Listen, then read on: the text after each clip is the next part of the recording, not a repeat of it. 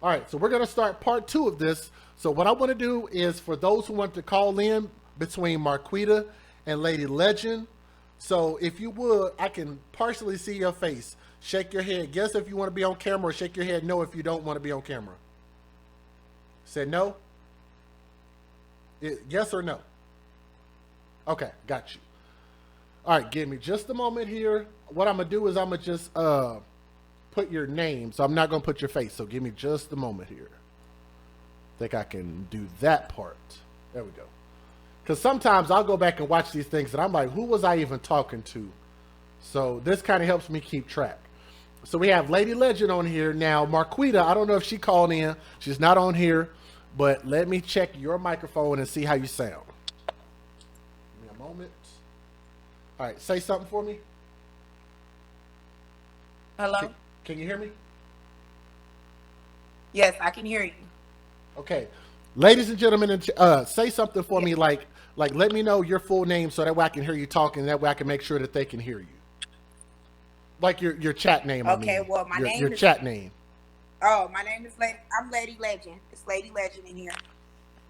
One more time. It's Lady Legend in the chat. Can you hear me? Okay, now when you talk like that, that's a whole lot better. I can hear you way better when you talk like that. Okay. Okay, perfect. All right, good deal. I'm gonna go ahead and bring you on. Okay, we got Lady Legend in the on the StreamYards right now, and we were talking about this story that involves this mother of 5 who was murdered in the most heinous way possible by her own husband. She's a mother of 5 kids, and to me, it seemed like there was just a lot of stress that was probably going on in their situation. I'm not, because sometimes people might get mad at each other for cheating. I don't think it was nothing like that. I think it was probably just, it was too many people in their house and they were probably frustrated with each other. And he just decided to flip on her and retaliate. What are your thoughts about all of this? Well, my thoughts is therapy in the Black community needs to be normalized. That's the first thing, okay? That's the first thing. Because I'm sure somewhere down the line in this guy's history, they knew that he needed counseling and he needed medication. So that's the first thing we have to normalize and talk about. It's not a bad thing if you need to go see a therapist and you need to deal with your anger. So that's the first thing in our community that we have to tackle. Not just this individual family, but us as a whole. Mm-hmm. So I don't think it was one of those things where they were in the house and he snapped. No. What was inside of him was already inside of him. He's been a murderer. That's why it was easy for him to take this woman's life. But the problem that I have with you, and I watch you all the time, and I love you, but you have to understand death in our community. Do you understand what I mean by that? Okay, talk to me. You look, I'm an open book, sweetheart. Okay. So this is what I mean. All right. I'm a living testimony. My mother was murdered, okay? And she was murdered a year after purchasing her home by a white man. He murdered her in cold blood, ran her over, killed her.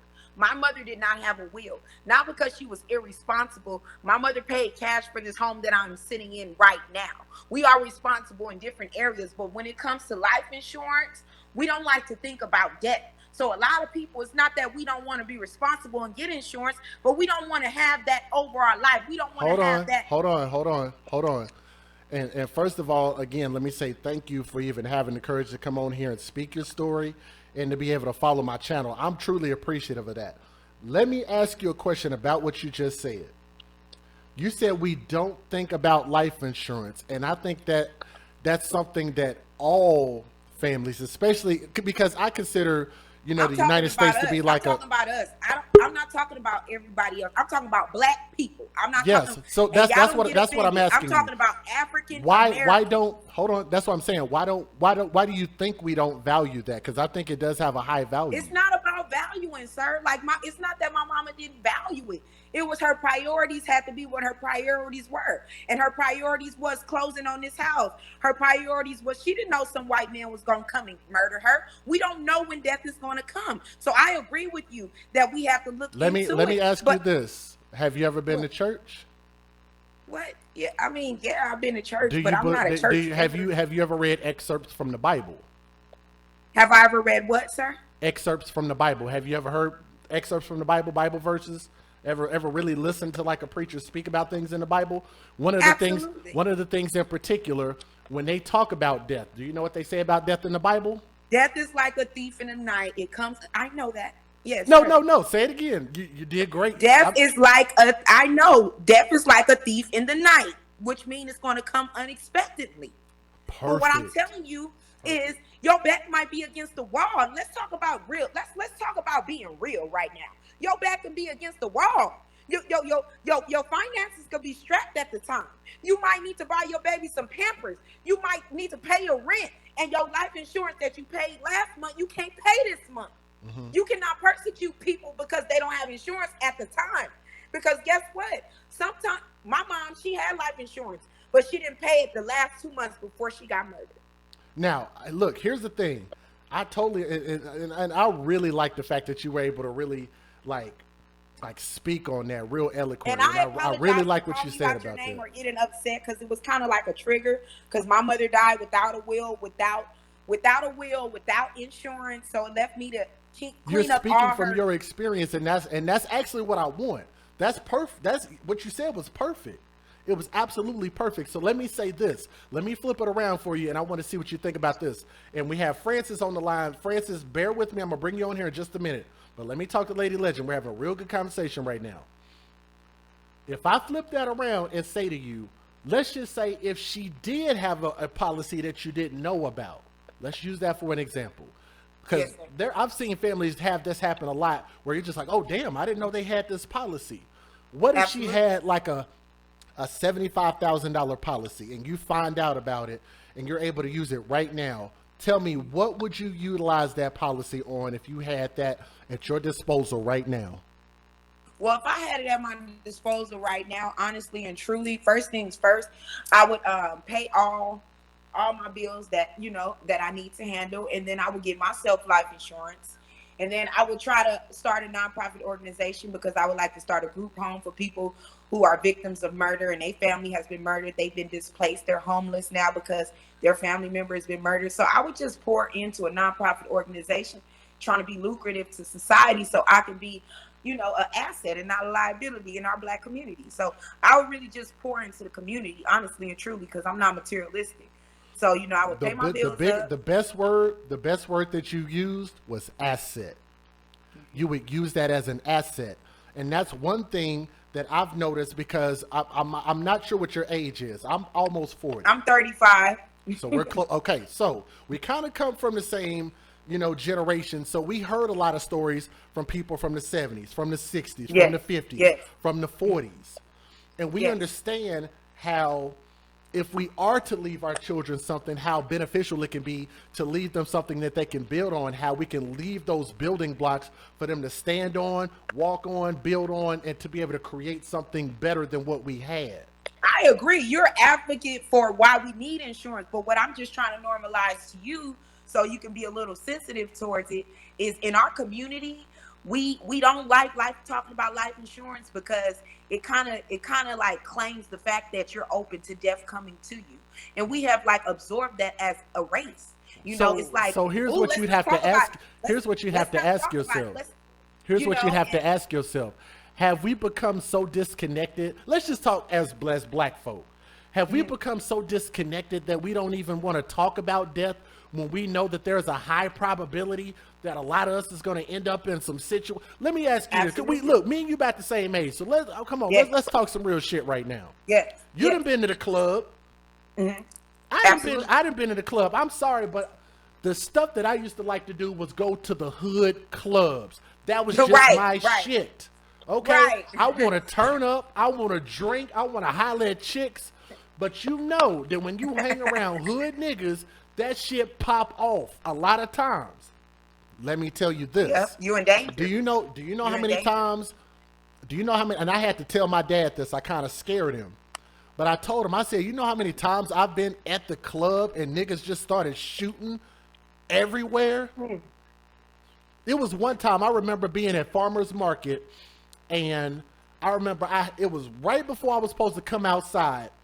And I come outside, I hear this shooting going on, so they held everybody inside, came outside, and there was 6 people that was shot, and one dude was laying on the ground in front of my car with his brains leaking out his head onto the ground. And they had to rope off a bunch of cars, and one of my cars, or excuse me, my car, they had to rope off because it was right near where the crime had happened. And that boy ended up dying, right? And I walked right up to it. Well, see, I agree with you. But I just want you to in what you do on your platform. I just want you to understand that you're going to have to make us comfortable with talking about life insurance, because as a Black community, they won't say this. Like, I'm being transparent. Mm-hmm. We don't want to talk about it. I remember I talked about it with my mother. I was like, Mom, you should get insurance again. Girl, ain't nothing about to happen to me. Shut up. Ain't nothing about to happen to me. You see what I'm saying? Wow. And she was murdered. You see what I mean? So we have to stop doing that. Even me, like, we have to stop doing that. We really do, because it's not a bad thing about insurance, but it is one of those things where sometimes our back be against the wall. We don't got that $300-400 a month to send nobody. Right. We just don't. Right. Like, and I'm gonna tell you this. Here's what I learned from my mom, because it took me. Look, I'm about to be 38 years old. And I just learned this with them just since I've been in Texas. I've been in Texas 7 years. And me and my mom are just now starting to have these conversations, because I wasn't trying to hear that in my 20s. Yeah. And now I see the value, and now I'm trying to make sure and spread what I believe to be a wealth of knowledge, that we should consider all of those things, because as we get older, you know, that the likelihood of us meeting our demise in some shape, form, or fashion at some point will happen. Yeah. We don't know the day, we don't know the time, we don't know the hour, we don't know the method. You know what I'm saying? Like, I've had health issues. You know what I mean? We just don't know. So, and then sometimes, like now, also what I want to speak about, sometimes now, if you have health issues and you apply for insurance, they deny you. They say we cannot insure you life insurance because you have too many health issues. Mm-hmm. And so it's people that tries to get it and they are denied. What about those people? But you use the key word. The caveat is try. That's all I'm asking.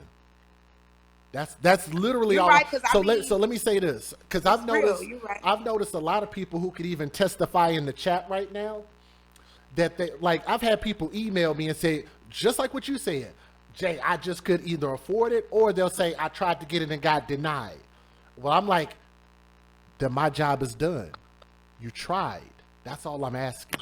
That's it. But that's not good enough once you think about it, because trying is not good enough. Well, I mean, it's like if you can't get it, like if they're, or you could try different companies. But like I say, the point is if you make the effort to try to get it, then that's all I'm asking for people to do. But I've noticed there's a large group of people that came into my chat and they were like, I got it. Or even if they didn't get it, then they turn around and say, you know what, I got it on my grandkids. And I was like, well, damn, okay. So, I mean, you know what I mean? I'm just saying, like, it definitely paid off for some people. Again, that message ain't for everybody, but it's a message that I do want everybody to at least consider. Well, I get that now. I received how you were delivering it. I misunderstood you when I heard you saying, you know, about the young lady, about that. And, you know, and another thing is, like, when it comes to the media, like her family, how she was like, I miss my dog. Yeah. And they like to portray us to be so ghetto. Like when my mother got when my mother got murdered, all they wanted to play was me chewing out the man in court. You know, me telling the man, you know, and it's just crazy. So we have to be presentable when we get in front of the media. We already know what they're trying to do. We have to be presentable. Yeah, I agree. I think having that decorum is important, because you got to remember that people are basing their thoughts and opinions of the Black community based off of what they see. And I'm gonna tell you, and I'm actually about to bring the rest of the people in, so I'm absolutely honored to have you here. Okay. But let me see, I'm about to bring y'all in. But even like I remember one time, because I'm in a motorcycle club. I ain't gonna give too many details, but I remember running into a guy one time, and I remember he told me in an honest conversation, he was like, you know, this is the first time I've ever met a Black person and talked to one in person. I was like, and you're how old? And where were you at? And so, and I was thinking the fact that I made, so if you think about this, you just don't know sometimes when a person is going to create an image of what they think we are, Yes. based on the interaction that they have with you. Sometimes the little things that you do, the little things that you say, the way that you behave, the way that you dress, the way that you carry yourself, the way that you talk to your kids can create a perception about who they think that you are.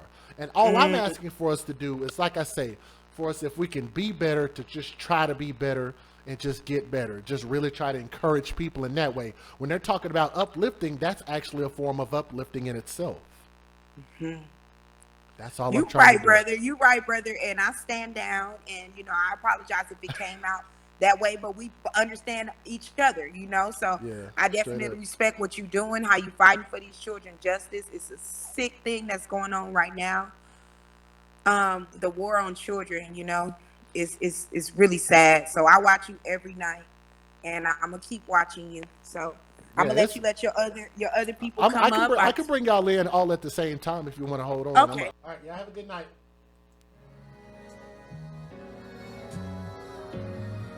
Nora's Authentic Designer has some of the most glamorous and stylish handbags your girl has ever seen. So ladies, if you want to get fly, and fellas, if you want to take care of your lady, please be sure to go to www.noras915.com.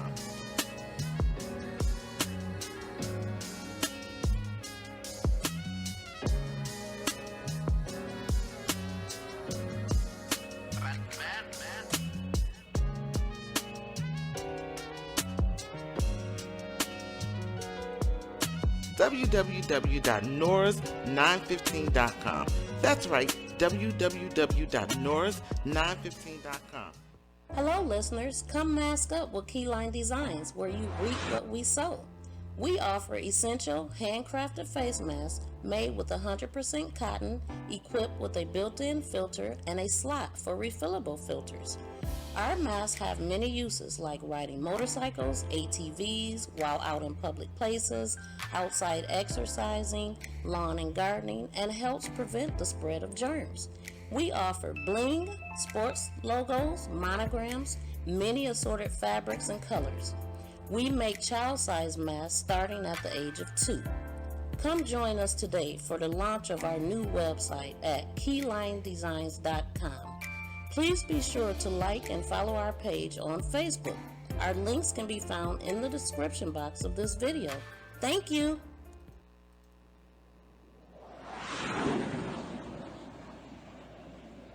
Exclusive new products that you will only see on my website at www.sayitwithchess.com.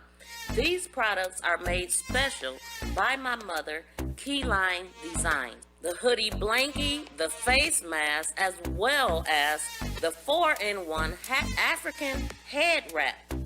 Now the way it works, it is a reversible bonnet.